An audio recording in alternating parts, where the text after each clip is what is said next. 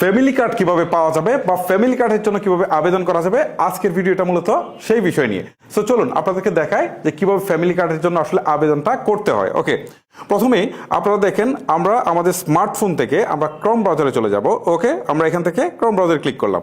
ক্রমে আসার পর এখানে সার্চ বারে গিয়ে লিখবো টিসিবি। ওকে, লিখে সার্চ করলাম।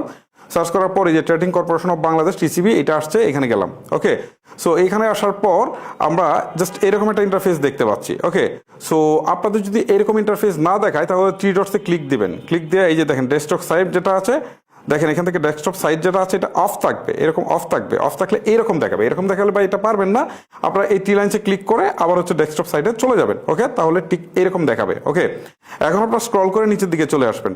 এইটাকে জাস্ট হচ্ছে এখান থেকে জুম করেন। এই যে আমি জুম করতেছি, দেখেন জুম করার পর এই যে টিসিবির স্মার্ট ফ্যামিলি কার্ড, ঠিক আছে, এইখানে দেখাচ্ছে টিসিবির স্মার্ট ফ্যামিলি কার্ড, এইটার উপরে ক্লিক করবেন।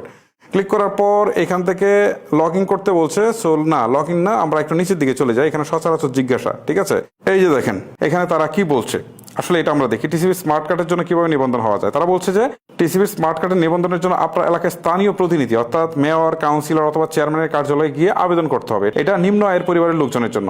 তারপর হচ্ছে টিসিবি স্মার্ট কার্ড নিবন্ধিত হতে কি কোনো ফি দিতে হয় কিনা, না কোনো ফি দিতে হয় না। তারপর হচ্ছে টিসিবির স্মার্ট কার্ডের জন্য নিবন্ধিত হতে কি কি গুরুত্বপূর্ণ কি কি তথ্য দরকার হয়। এখানে হচ্ছে আপনার জাতীয় পরিচয়পত্র নাম্বার, জন্ম তারিখ আর হচ্ছে ফোন নাম্বারের দরকার হবে, ঠিক আছে।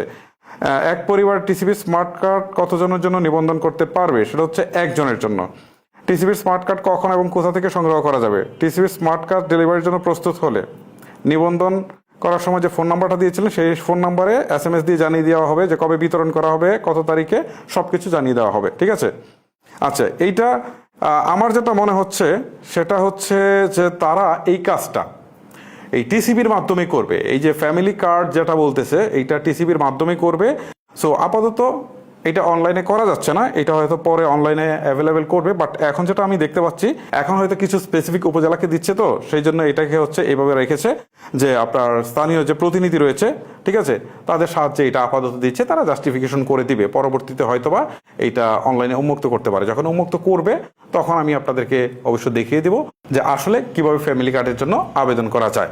সো এখন কোন কোন উপজেলা পাচ্ছে ফ্যামিলি কার্ড সেটা আমি আপনাদেরকে একটু বলে দিচ্ছি। তারা বলছে যে প্রাথমিকভাবে ফ্যামিলি কার্ড পাবে হচ্ছে বনানীর করাইল বস্তি, তারপর হচ্ছে পাংশা, এগুলো উপজেলার নাম। তারপর হচ্ছে পতেঙ্গা, বাঞ্চারামপুর, এটা সম্ভবত ব্রাহ্মণবাড়িয়া হবে। তারপর হচ্ছে লামা, তারপর হচ্ছে কালিশপুর, চরফ্যাশন, এটা ভোলাই হতে পারে। তারপর হচ্ছে দিরাই, তারপর হচ্ছে ভৈরব, এটা কিশোরগঞ্জে ভৈরব হতে পারে। তারপর হচ্ছে বগুড়া সদর, তারপর হচ্ছে লালপুর, এটা সম্ভবত নাটোরে হতে পারে। তারপর ঠাকুরগাঁ ও নবাবগঞ্জ।